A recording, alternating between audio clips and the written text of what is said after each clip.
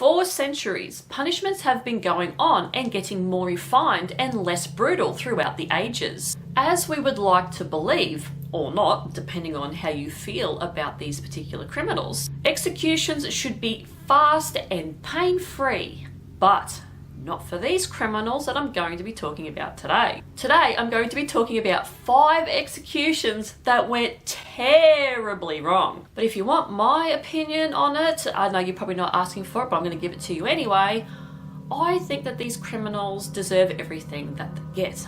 I've got no sympathy for what actually happened to these people and other people that have botched executions, because they've done heinous shit. So, sorry, no sympathy. If you didn't want to be in that situation, you shouldn't have done the crime.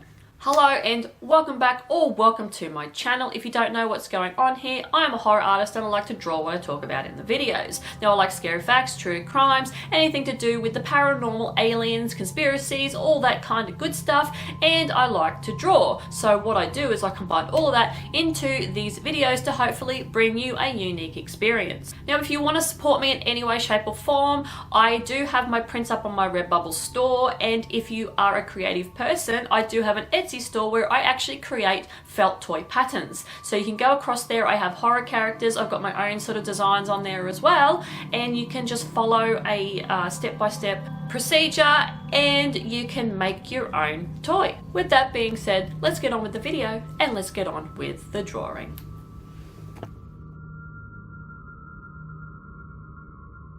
Jimmy Lee Gray was an American criminal that was convicted of kidnapping, sexual assault and murder of a 3-year-old girl named Dereza Jean Scales in 1976, and prior to that, murdering his 16-year-old girlfriend, Elda Louise, in 1968. He had already been to prison for 7 years for Elda's murder, but what got him the death penalty was 3-year-old Dereza, who came to his apartment to play with his kittens, but was preyed upon by Jimmy. He went to trial and was sentenced to the gas chamber on the 2nd of September 1983 after the death penalty had been reinstated in 1976 in Mississippi. He was seated in the chair in the gas chamber with 15 onlookers watching the execution.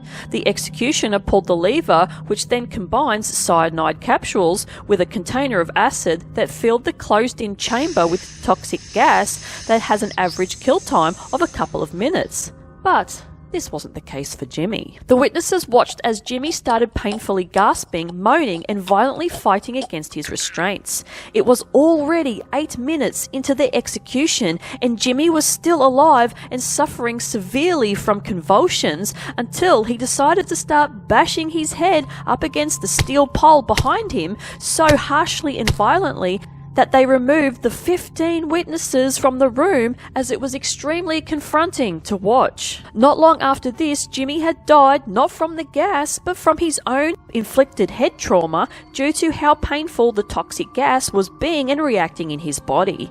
Jimmy was pronounced dead 9 minutes after the torturous ordeal. He was 34 years old. Once investigated, it was found that executioner Thomas Berry Bruce was drunk throughout the whole execution, and certain things may not have been done properly to aid in a quicker death.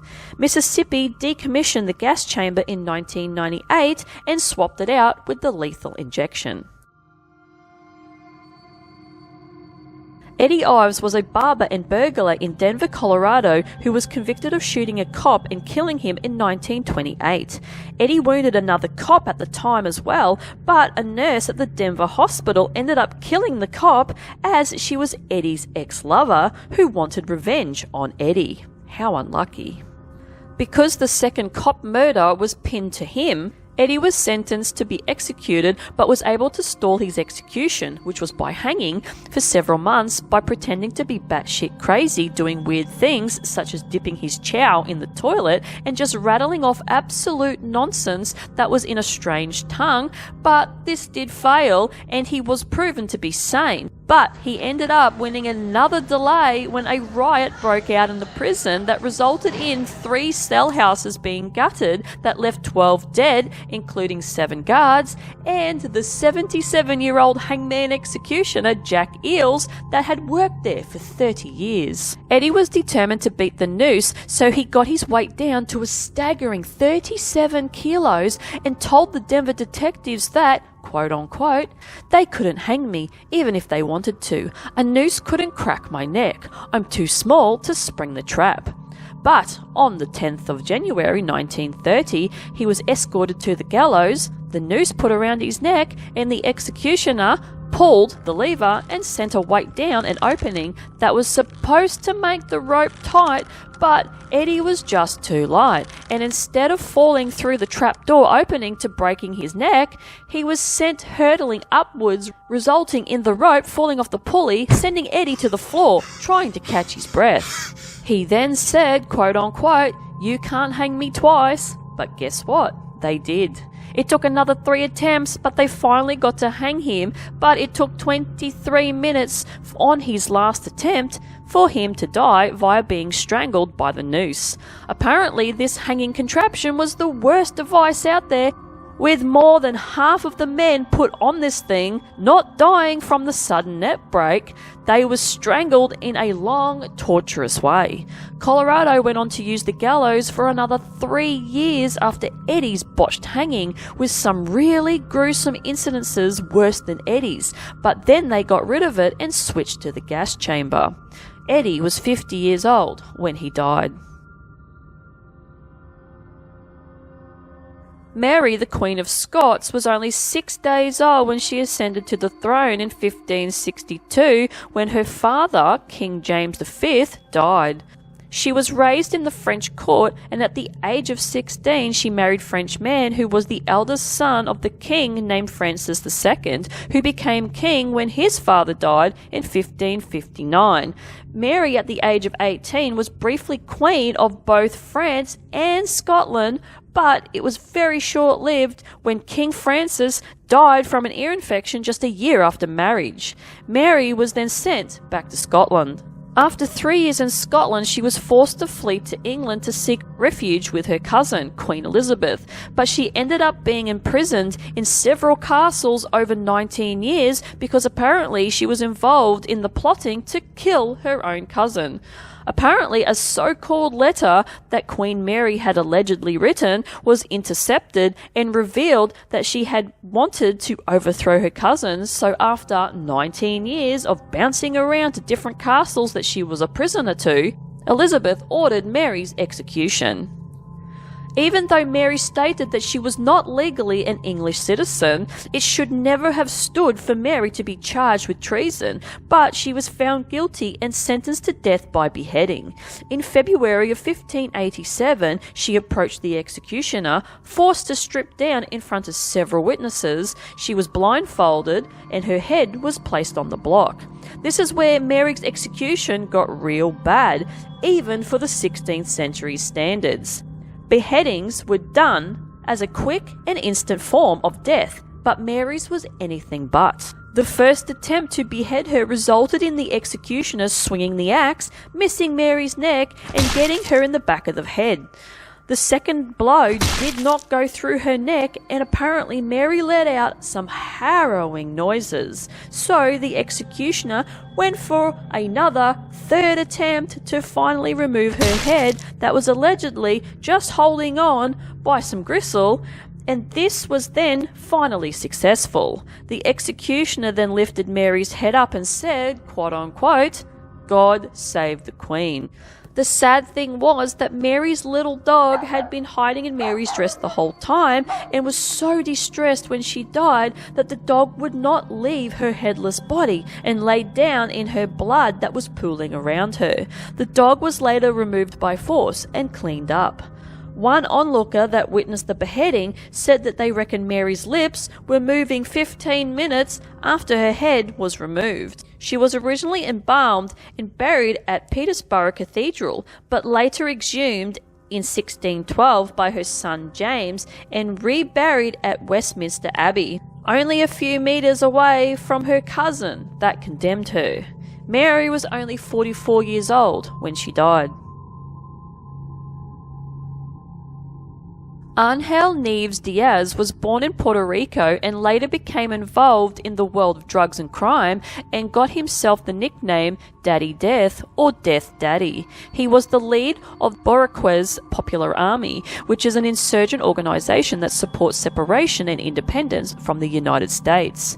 At 17, he was arrested for heroin possession, and by 24, he had shot and wounded a police officer while doing an armed robbery. He was sentenced 5 to 8 years in prison. In 1978, he killed the director of a drug rehab center by stabbing him 19 times while he slept. He was then arrested and sentenced to 10 to 15 years in prison, but in 1979 he escaped from Rio Piedras State Penitentiary and nearly beat a guard to death. That same year, Angel robbed a strip club in Florida called the Velvet Swing Lounge with another man named Toro, and they shot the manager, Joseph Nagy, dead. The pair were also suspected of killing someone in Miami. In 1981, he was sentenced to wait in Hartford Correctional Center in Connecticut for assault and firearm charges. Then he escaped from that prison, beat up guards, and murdered a Massachusetts woman. In 1986, he was found guilty of first-degree murder, and during the trial, he threatened witnesses and tried to pin the murders on Toro, but the jury sentenced him to death.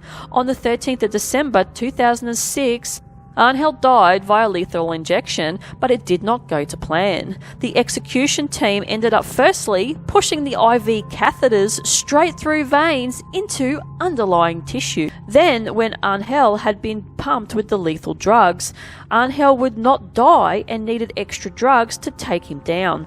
Lethal injections usually take around 8 to 15 minutes to kill a person, but Angel's torturous death took 35 minutes due to the IVs not being directly into the veins. This created chemical burns with blisters that formed on Angel's arms that were between 20 to 30 centimeters in size, filled with a pinky tinged liquid.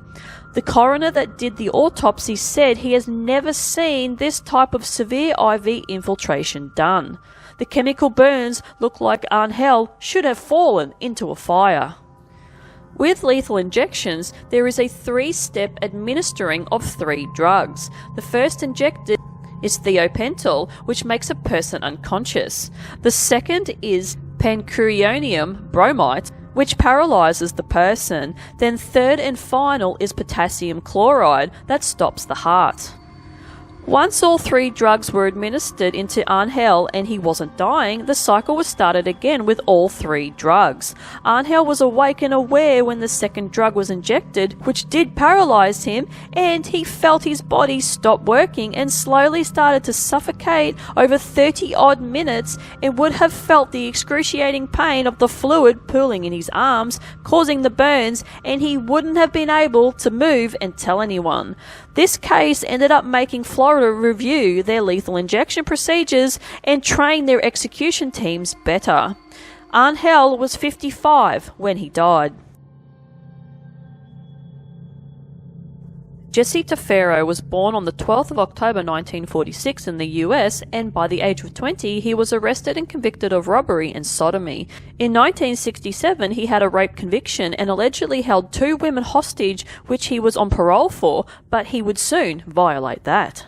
In 1976, Jesse, his wife Sonia Jacobs, and their 2 children, 9 years old and 10 months old, and a man named Walter Rhodes were sleeping in the car at a rest stop in Florida when 2 police approached the car just to do a checkup on them.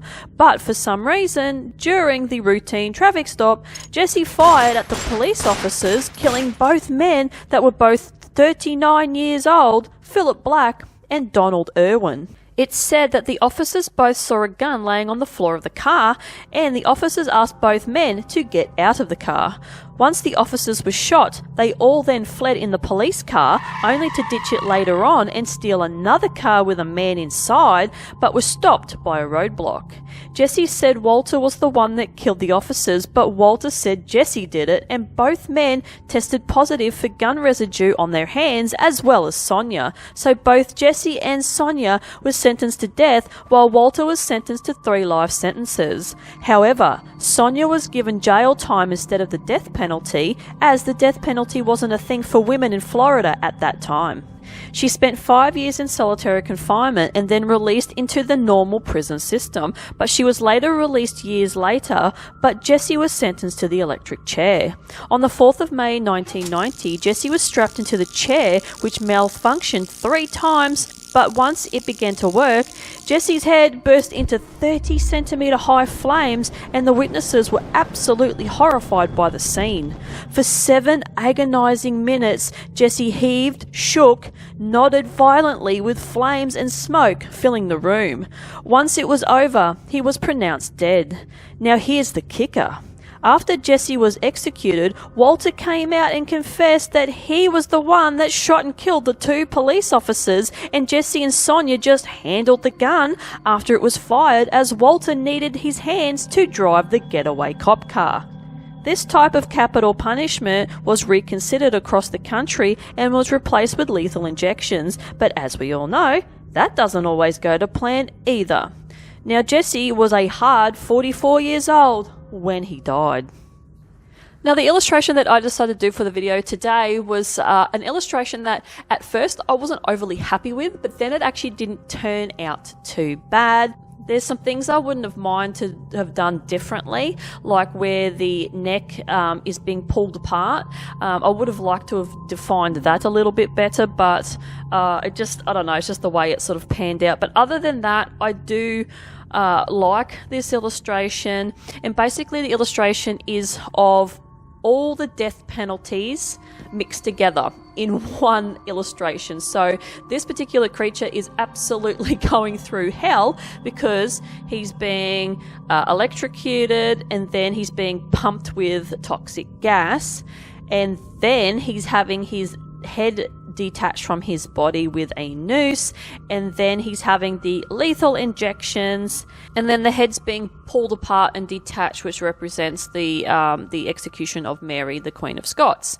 And then this creature's also like, you probably see these like tentacles coming out from in between its legs.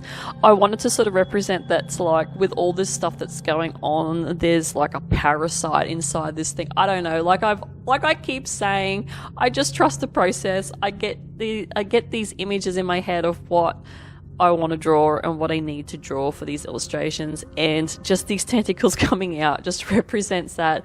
I don't know, it was just a parasite inside this monster that's trying to flee because this creature is dying, and it's just like, all right, I've got to go find a new host now. So I don't know, I just felt that. So yeah, that's why that is in there.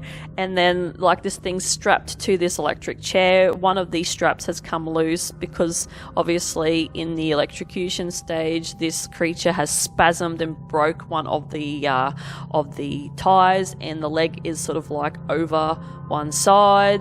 The betrayal of the gas chamber, I just wanted to have like this little generator down the side there where the monster is, and then there's just like, it's just like a little generator type thing with the tanks where the blue cables coming out and it's just being jammed down the monster's throat. And I tried to do like this toxic gas coming out with this like pearlescent sort of like purple paint, but yeah, it didn't sort of really work, but it sort of gets the gist across. But yeah, I don't know, not a big fan of that. I could have done that a little bit better.